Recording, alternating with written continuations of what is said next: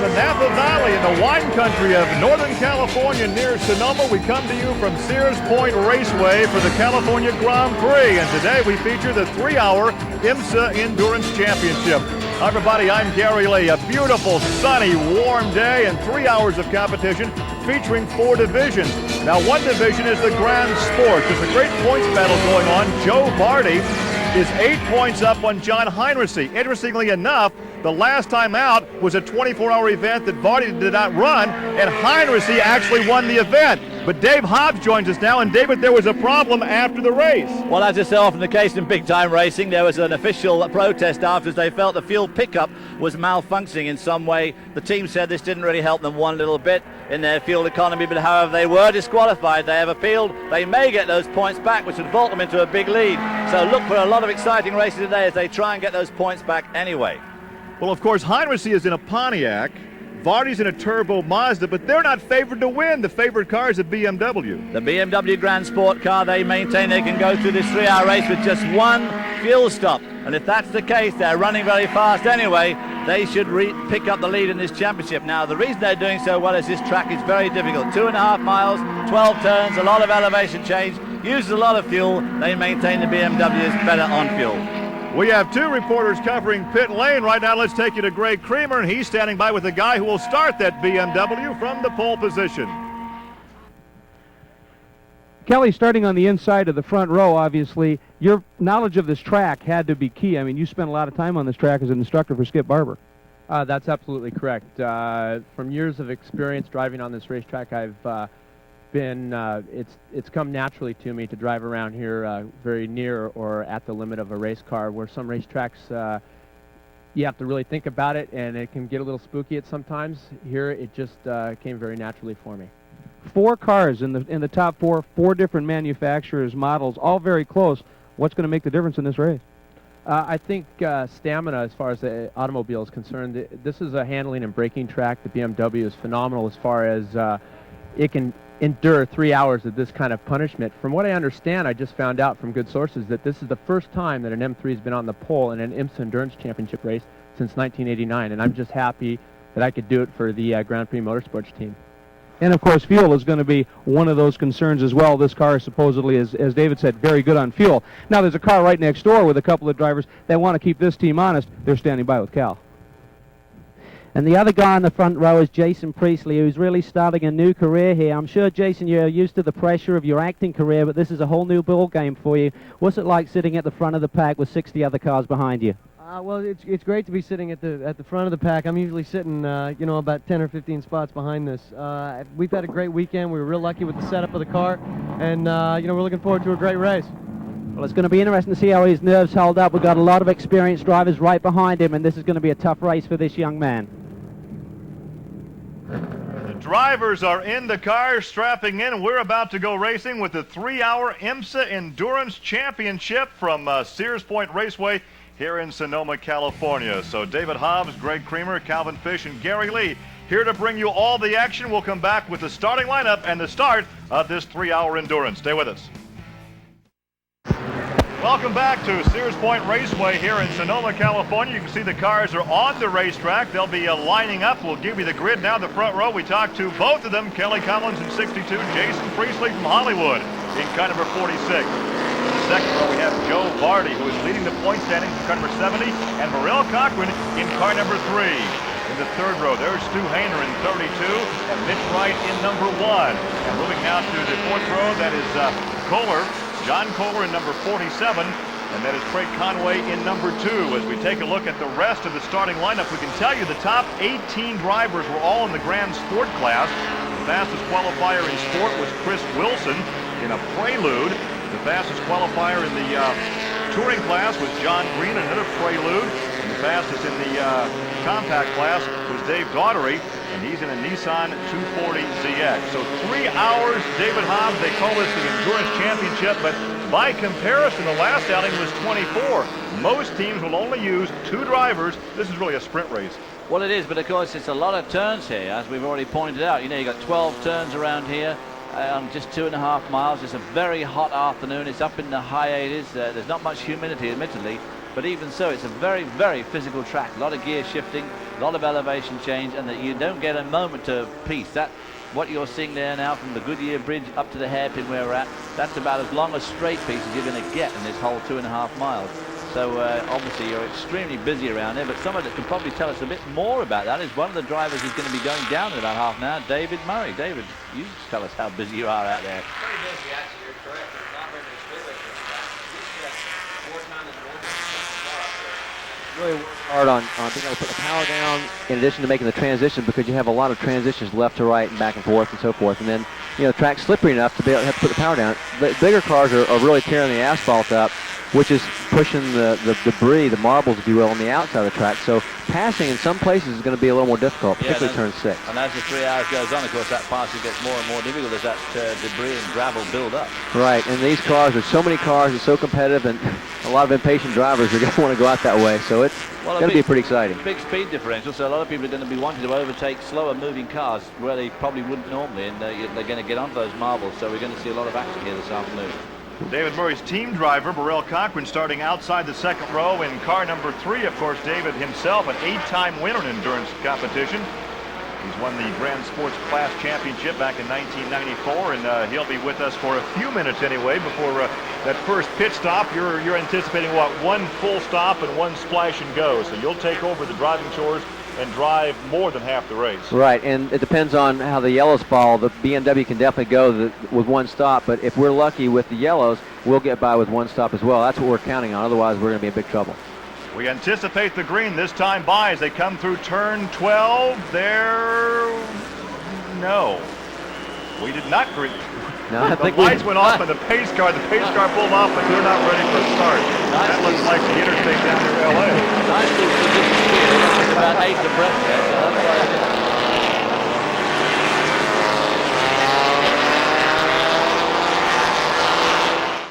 Back at Sears Point, you can see the cars on the track now getting lined up for the 3-hour IMSA Endurance Championship event. Kelly Collins and Jason Priestley out of Hollywood. We talked to both. They start in the front row. There's Joe Vardy. He leads the point standing starting inside the second row. And Burrell Cochran in number 3 outside in the Firebird Formula. Then it's Stu Hayner and Mitch Wright in the third row.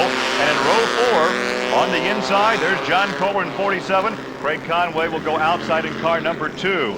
Once again, as we take a look at the rest of the field, we can tell you that the top 18 qualifiers were all in the Grand Sport division. The fastest qualifier in the sport class was Chris Wilson. He'll be starting 19th in car number 30.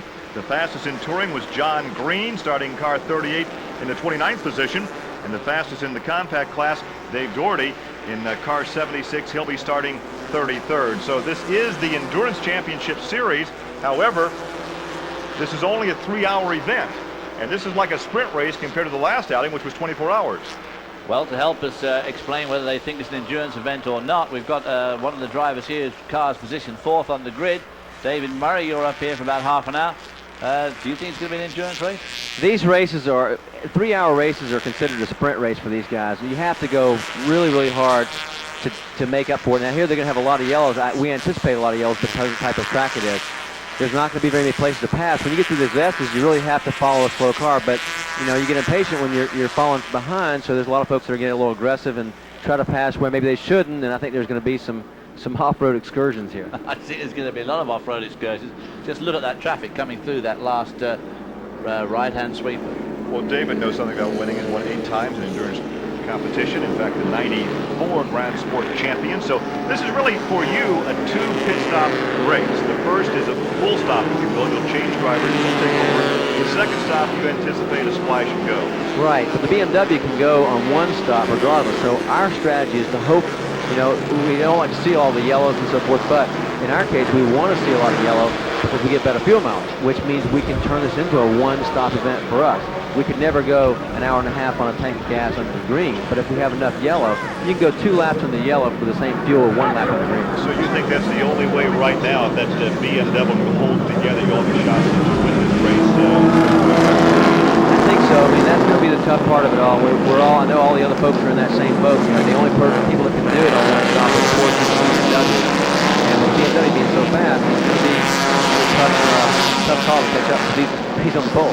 And of course, you've got 59 cars packed into 2.5 miles. Come on, there's the green flag. Look at that 4 and 5 wide. Look at this move on the inside. Is that Stu Hader? That's your man, right? That's my man. I was watching Hader on the inside. You're watching your guy. We got the lead now, and I'm happy about that. Bernie's been really excited about this race. They've been wanting to slow up for so long. And we talked about the start extensively. He kept saying, I think I might be able to go on the outside, and I'll be on the inside for turn 2. Well, if he keeps the option open, he goes up. He's right on the outside, got the lead. That's going to be a lot tougher for him to get past now than it is to catch up. That Bimmer has dropped off the pace back to about 5th or 6th position. Joe Varney goes to 2nd, starts to challenge it. There's your pole car, the purple 62. He's dropped back a number of positions on that start. Well, you know, the reason probably that happens on the start, BMW has incredible handling, incredible brakes, but he doesn't have the horsepower the other cars have. When you start the race, he's kind of at a loss. He has to start the pace car's pace. Everybody else has a big straightaway. They're motoring around. That's the smoke. You see some smoke coming around that number 70 car? That's what I'm saying, coming up with a late car. So they've been smoking some during the weekend. I don't know how detrimental that is to them. They may be able to go a long time, they may not. Stu Hader gets up to 4th position. Finally got around Priestley. They were in side by side for well. You have to be impressed with Priestley. So it's so often someone comes out of Hollywood and they have the money to buy a ride. They have some fun. They're not that competitive. But he has really impressed a lot of folks with how well he's coming along. Yeah, he has. You know, you have to work at this stuff, and a lot of folks that are successful in another area come to do racing and think, well, we'll be able to do this, and it takes a long time. It's just something you can't rush. You just got to be patient with. Look at Collins on the inside going by the 70 car for 2nd position. So he dropped back to about 6th, and now in a lap he's back up to 2nd, challenging for the lead. We saw there what David Murray meant. Of course, the BMW there, as it came down to that turn 10 there, the tight 180-degree hairpin, he outbraked everybody and made a lot of ground on the handles.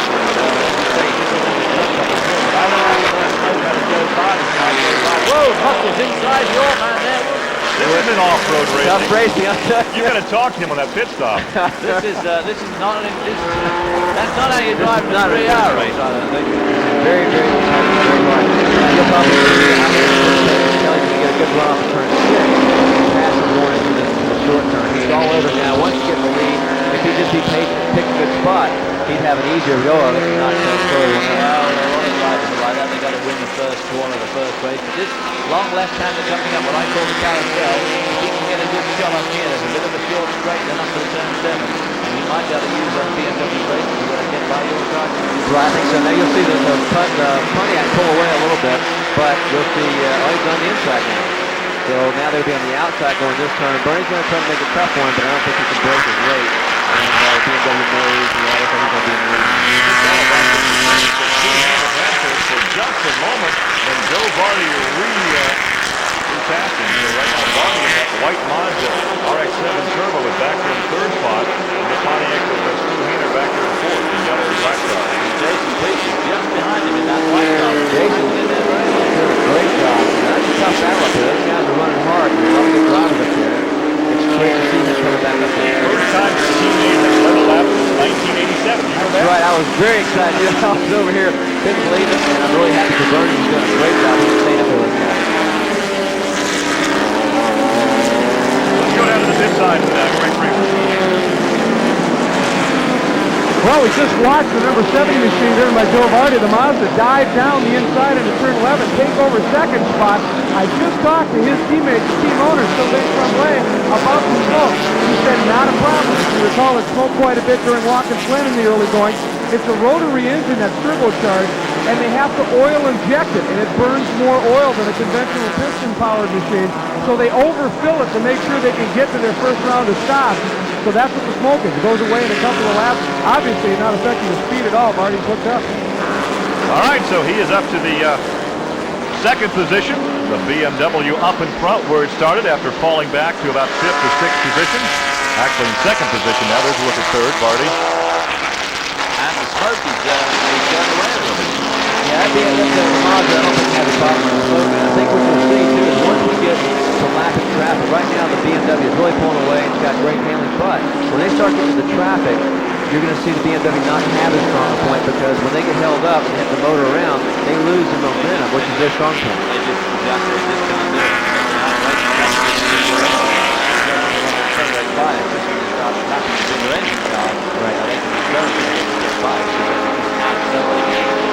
what's good about having the Pontiac and the Mustang is having the torque.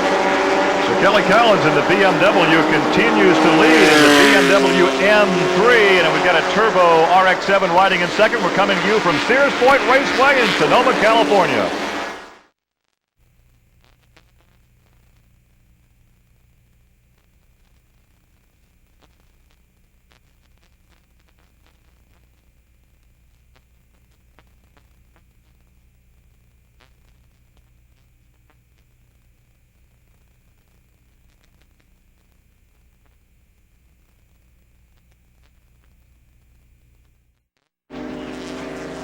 Back with our action in the 3-hour IMSA Endurance Championship from Sonoma, California. This is wine country, but we'll drink some wine after the race because right now we're watching the BMW M3 of Kelly Collins continuing to set the pace. And the guess was, David Murray and David Hobbs, that he was the odds-on favorite to win this thing because of the handling, the braking of the car, and also fuel economy.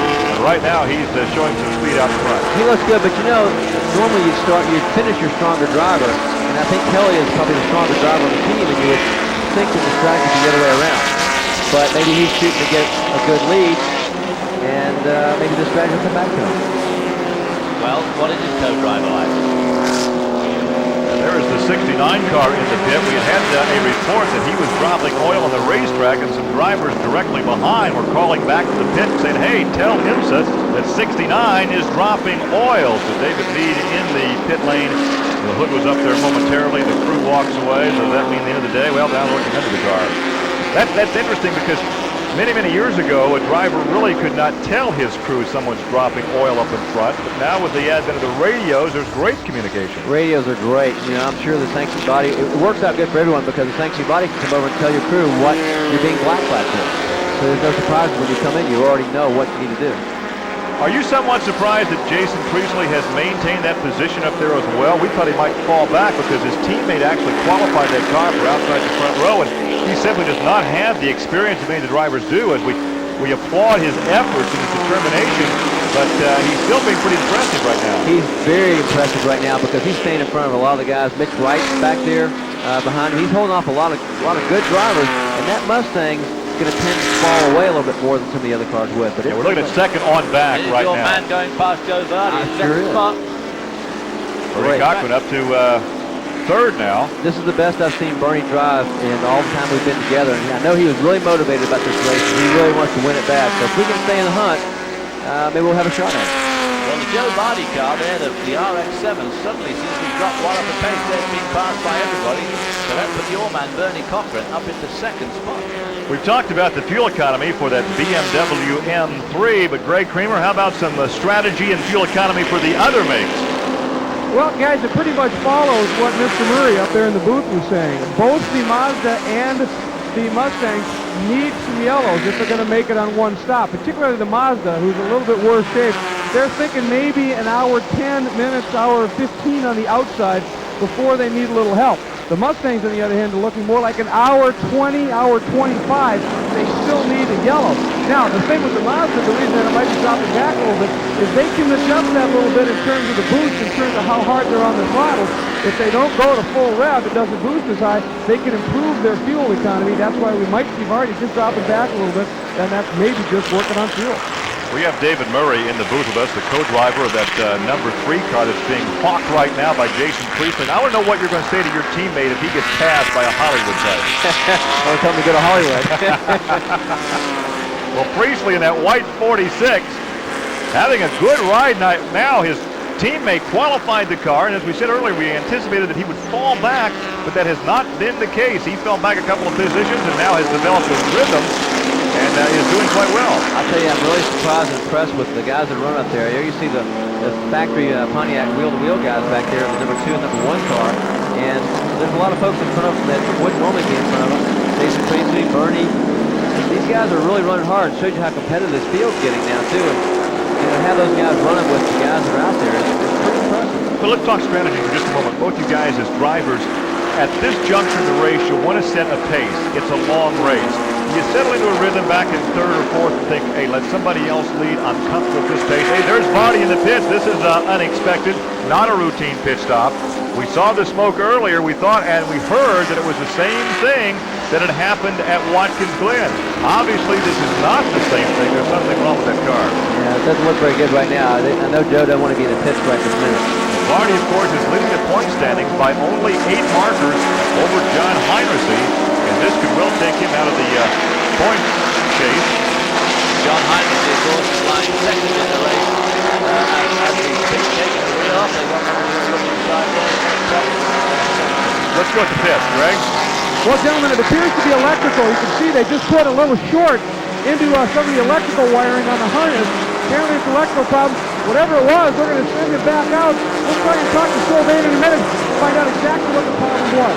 Now, has the race gone on long enough? They top off the fuel, I assume. We did not see them, but any crew is going to top off the fuel anytime that car's in the pit lane. Have they gone long enough that this can change their pit window? It's possible.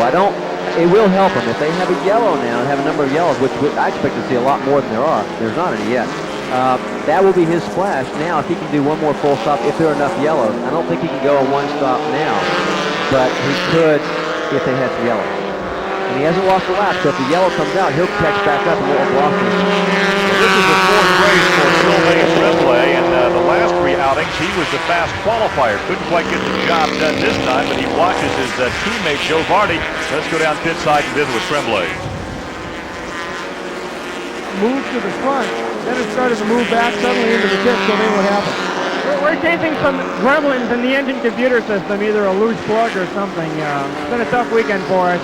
Hopefully that fixed it. We just reset everything, shut the car off, and set it back down. We'll see what happens. I'm hoping that we fix it. What effect did it have on the car itself on track? Joe said that it was doing real down on power and it was putting out, so it was just, really hard to go out. He's doing a great job trying to bring it back up there. Notice the fuel of the fuel. Is this going to maybe take you to that one stop aspect right now, you hope? So, I mean, now we're behind. We're 40 seconds behind the leaders, and we're going to try everything in the book, Well, keep in mind, if the driver now is Vardy, when he gets out, the guy who had those 3 pole positions gets in. No lack of speed on this team. I want to talk again about strategy. I started to ask the question of you two gentlemen here in the broadcast booth with me before that stop by Vardy. Obviously, you're not getting lap prize money to lead this thing. The prize money is at the end. We know we have to make 1, 2 stops. We're anticipating yellows. At this point, does the driver just set a good rhythm and good pace? Let's say you're back there in 3rd or 4th position, and you simply say to yourself, I am content to ride right here. This is a nice pace for me in the car. I'm going to ride here, let the race get on down the road a bit before I try to compete. No, I tell you, in longer races, 24-hour race, 12-hour race, you might have that strategy, but in a 3-hour race, absolutely not. These guys are driving as hard as they can. Now, that means the BMW doesn't have to worry about brake problems, brake fades, or anything like that. They're driving as hard as they can without abusing the tires. The Pontiac, the Mustangs, all the other guys are driving as hard as they can. Brakes become a factor for those cars. They're trying to drive as hard as they can without getting the brake fade. And that's not saying that you're going to go in there and be easy on the brakes and think, well, I'll just take it easy. You're driving them as hard as you can without losing them. You don't want to have a brake fade or where the brake pad, sometimes you push too hard, you'll spread the calipers and the pads will wear on an angle, and then they wear out prematurely. So you're trying to go as absolutely hard as you can because you can't make up time in these type of cars, this type of racing. It's a sprint race. Still early in the race, though, and a big lead right now for that guy right there. That is Kelly Collins, who continues to show the way in his BMW M3 from Sonoma, California.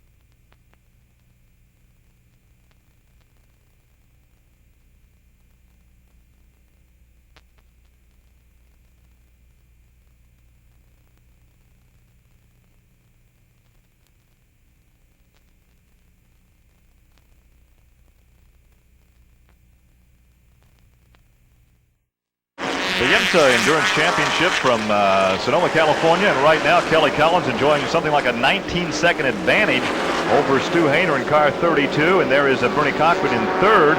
Priestley has fallen back to 7th position. This is the battle for third right now. That is Cochran in 3, and Vic Rice in the white 14. That is the battle for third. We have been enjoying our conversation with the co-driver of that number 3 car, David Murray, who says he has to leave us in the booth and head back to the pit lane because he's got some driving to do.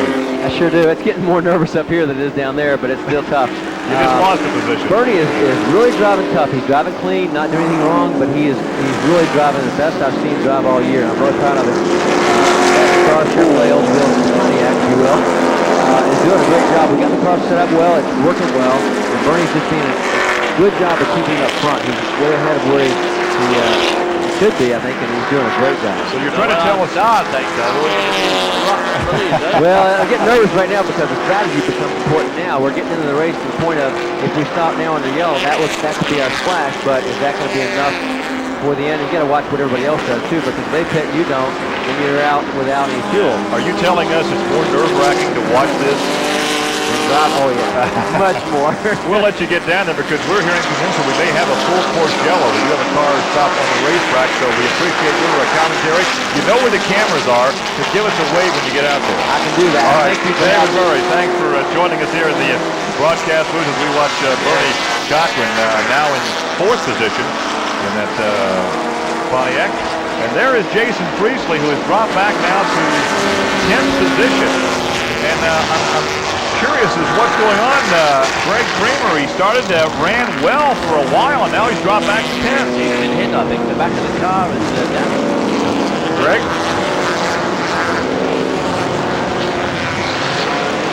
Well, we're having some audio. There you go. Go ahead, Greg. Yeah, as he was going into the camera, apparently they went in 3 wide, and it was Jason that ended up sort of hung out to dry on the outside. In the opening of the show, you gentlemen were talking about the marbles on the track. Guess what? Jason got into them, and there was nothing he could do about it. Car did a small, lazy pinch, and he continued on. Now, their team car, number 47 Mustang, stopped in the pit. They had a flat tire from some contact on the track. They're back out.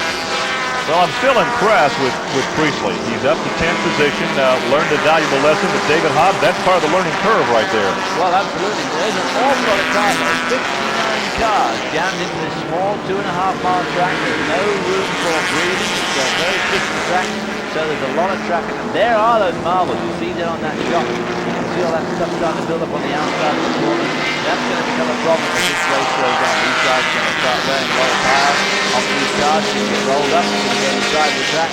Of course, as the faster cars come barreling through the slower cars, they're going to be wanting to lap them, and they're going to be offline. They're getting those marbles. Could be some trouble later on. There's the 25 car that started absolutely dead bottom last. Here's a look at the tail end, I think, of the Priestley altercation. I think we have that on tape, the very end of it, and there you can see him headed the wrong direction.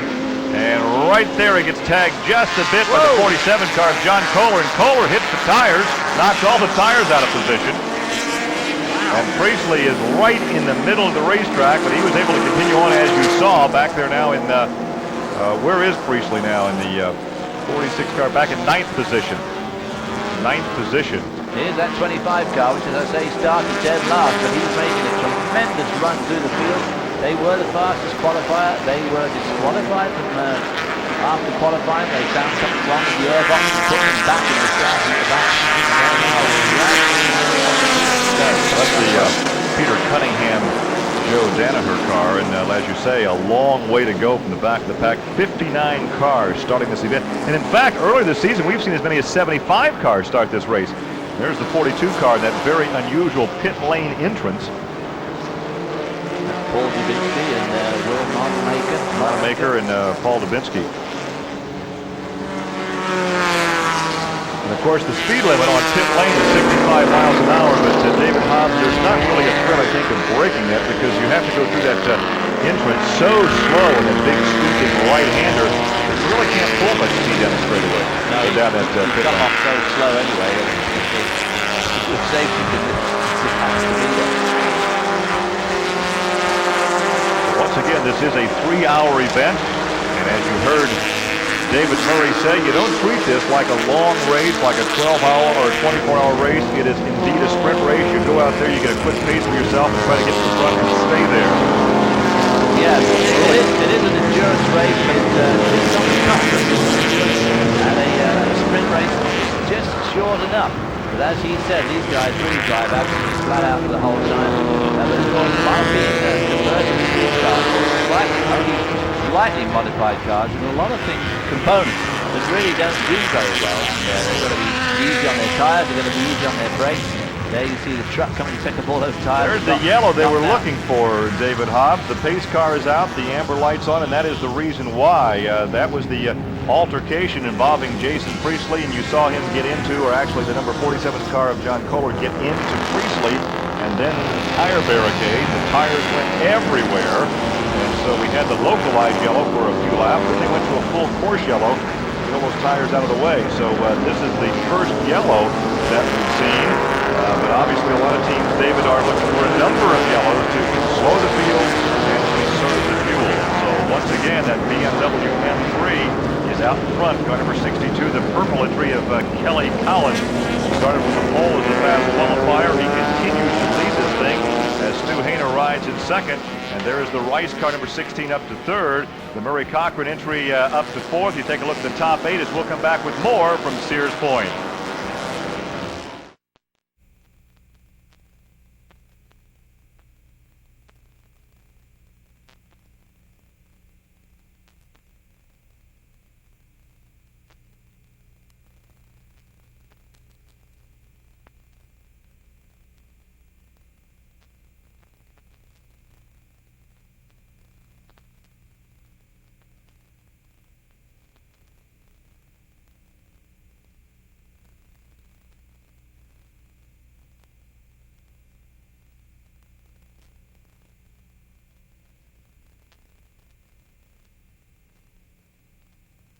Where'd you guys qualify for tomorrow?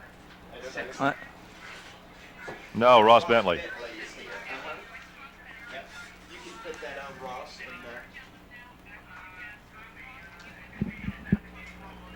Hello. Count to 10. There you go. 1, 2, 3, 4, 5, 6, 10.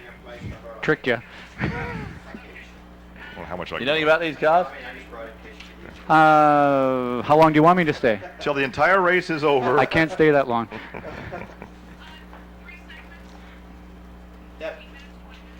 15 to 20 minutes? Sure. Yep, fine. You have not missed a thing as we come back to Sears Point. We have been under a full course yellow to clean up some errant tires that were scattered.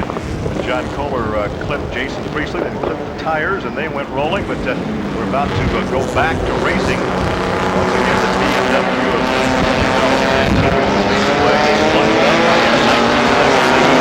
before this yellow came out, the pace car pulls off the skid pad area. Inside turn 10, 11 to get the green flag to go back to racing once again. So we've had some lap cars now. Actually, they pit stopped and got back to the racetrack up to where the leaders are. Kelly Collins has got a lap car behind him, the 99 cars are lap down. And of course, as David Murray said, the bigger engine cars, the Pontiac and the Mustang, of course, have got much more acceleration than the BMW. But of course, he's got better brakes and slightly better handling. Of course, right now, he's got the perfect situation because he's got a couple of lap cars between himself and the car of Hayner and Heinrich. Now in second position in this black and yellow Pontiac. Two drivers taking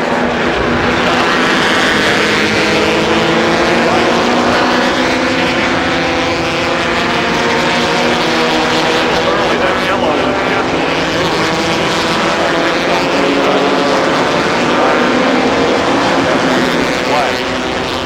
Take this chance to introduce another driver that joins us now. In fact, he'll be racing tomorrow in the World Sports Car event, starting in sixth position. Ross Bentley is racing Snap-on Tools Mark III, and we welcome you to the broadcast booth. A chance to watch the action as we see it, and not in the cockpit.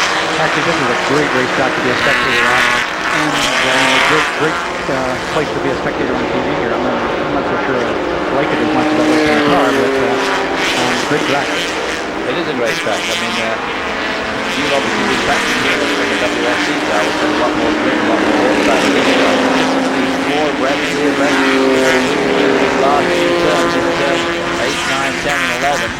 that last right-hand sweeper. I know you're a little bit of a gut wrencher. Yeah, I'll let them drive on those cars. I think it's a lot easier than World War II. Except there was one of the guys on the right-hand sweeper. Championship leader coming to pits again, Joe Varney. Tell, looked like Joe Varney may have been entering the pit lane in that number 70 Mazda Turbo. Leader continues to be Kelly Collins, and that's really so far 96 to 12 in this Texas and Austin split.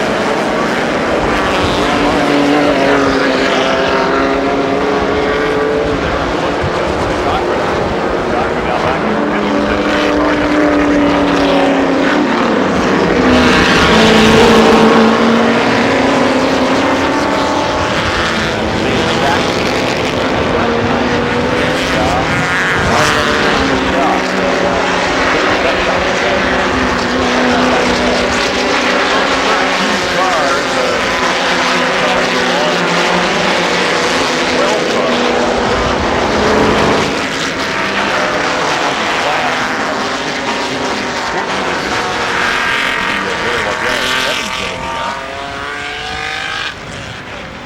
I tell you, this is one of the toughest racetracks to pass anybody on. So, with the different classes in this race, the guys in the quicker cars have really got some tough work ahead of them.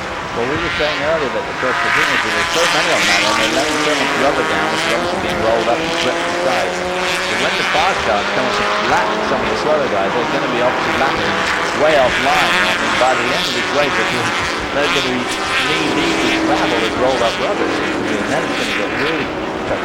Yeah, I mean, as you know, the marbles up there, particularly the carousel down to turn 6. I got off there yesterday, and I thought it was on ice. It was unbelievable how slippery it was there. So, I mean, that's the thing. It's not so difficult on a couple of spots to get by. Yeah, you see those marbles starting to roll up there on that very fast right-hand. You have a new teammate. Exactly. Jay Cochran on board now. Got along, snap on along to the team and everything. I'm really excited. We've had like I've had three or four different teammates this season, and now with Jay on board for the rest of the year, he's extremely quick, a lot of experience. We're going to make a great team for the rest of the year. Yeah, he's had some great runs there in the WS.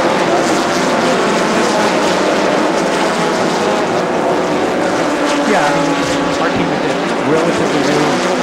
We're sort of building everything. We've got a couple of areas that we've got to address car-wise. The team, I don't think we can get much better than the team that we've got now. Let's do it now. They're looking at 51 car. Jim Pace. Oh, a car spinning. That's the 71 car. That's the big one. Is that Peplin in the car? I think it's Richard Peplin in the car, unless they've had it. Right for everybody else. Oh, great. Yeah, Peplin is in that car. If you take a look right there at 51 and 52, they are riding now in the, well, let's check the positions.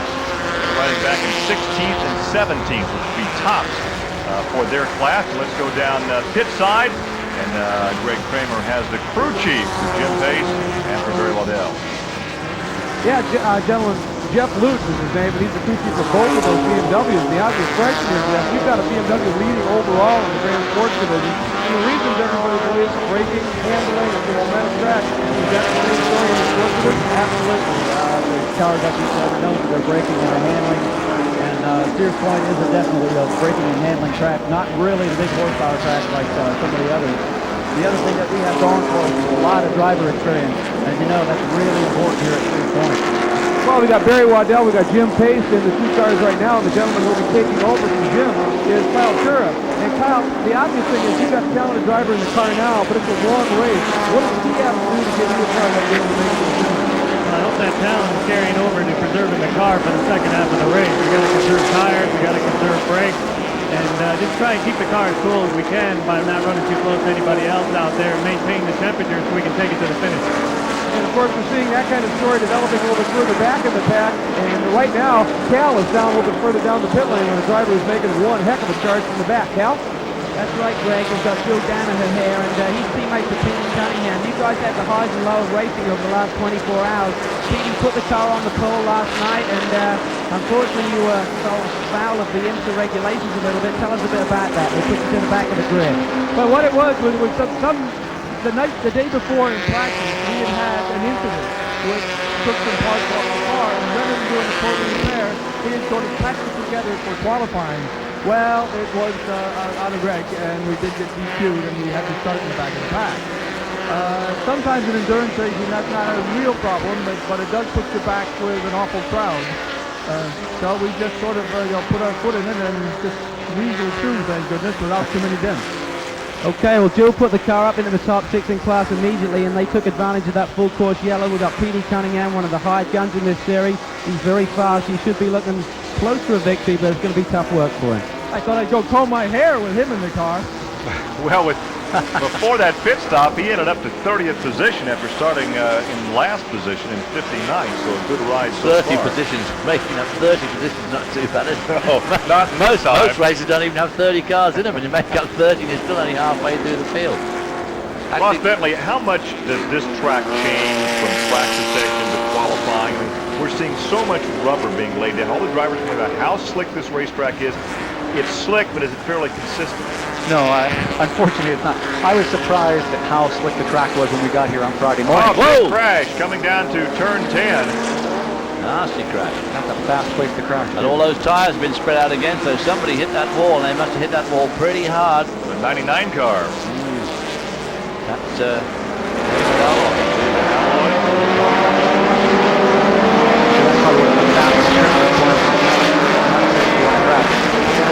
We have a full course yellow. We don't have one right now. It's only a local yellow. It's supposed to be a full course yellow. There's the yellow. So yeah, here's the replay.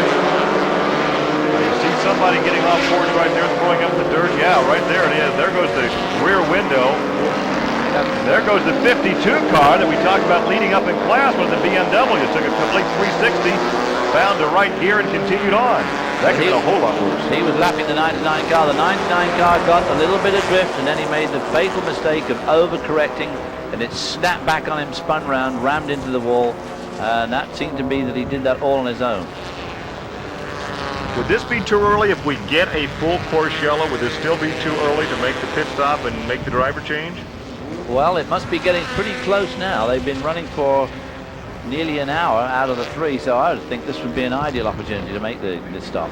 Well, there you see your leader coming through that area with the damaged car and all the tires, so we'll wait to see if we actually get that full course yellow, and if we do, will the drivers and teams take advantage for a driver change?